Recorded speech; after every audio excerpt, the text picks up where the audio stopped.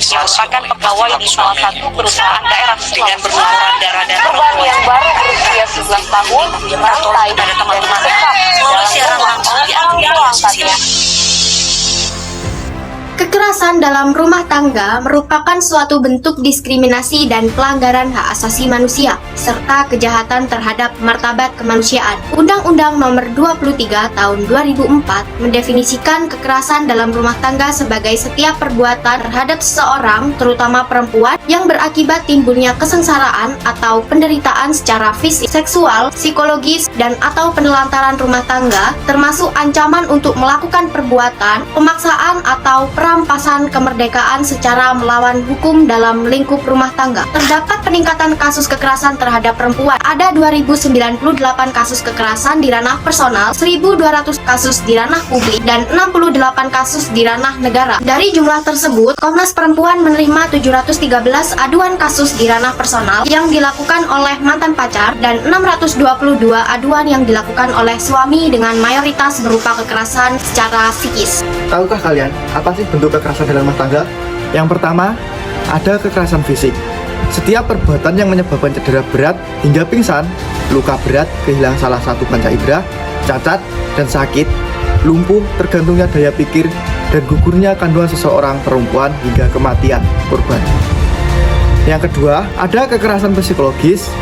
Setiap perbuatan dan ucapan yang mengakibatkan ketakutan, hilangnya percaya diri, hilangnya kemampuan untuk bertindak, dan rasa tidak berdaya pada perempuan. Yang ketiga, ada kekerasan seksual. Kekerasan ini berupa pemaksaan aktivitas seksual atau menjauhkan dari kebutuhan seksual. Yang terakhir, yaitu penelantaran rumah tangga. Ketika seseorang mengabaikan kewajibannya untuk memenuhi kebutuhan hidup anggota keluarganya atau tindakan membatasi dan melarang orang lain bekerja dengan layak, sehingga ada ketergantungan ekonomi dalam rumah tangga.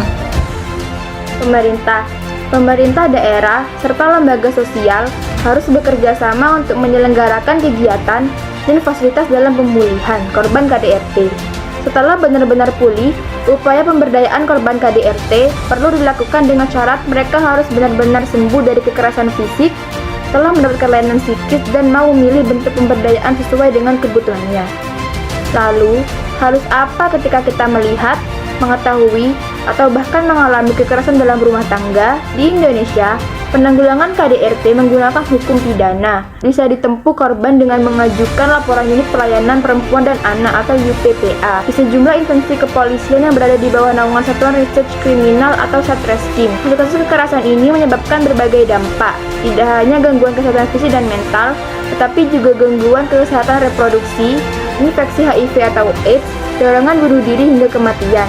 Maka dari itu, penting bagi negara untuk merespon serius permasalahan kekerasan ini, terutama implementasi undang-undang tindak pidana penghapusan kekerasan dalam rumah tangga. Meskipun terdapat upaya dari pemerintah melalui hukum pidana dan pemberdayaan, KDRT masih saja terus terjadi, bahkan meningkat dari tahun ke tahun. Untuk itu, penting bagi kita sebagai masyarakat untuk peka dan peduli terhadap sekitar.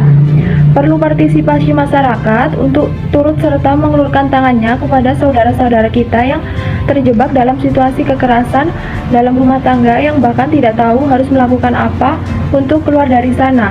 Apabila Anda melihat atau mengetahui tindak KDRT, segera cegah, tegur, atau laporkan pada pihak yang berwajib dan ciptakan ruang aman dan bebas dari kekerasan. Karena kalau bukan dari kita, lalu siapa lagi?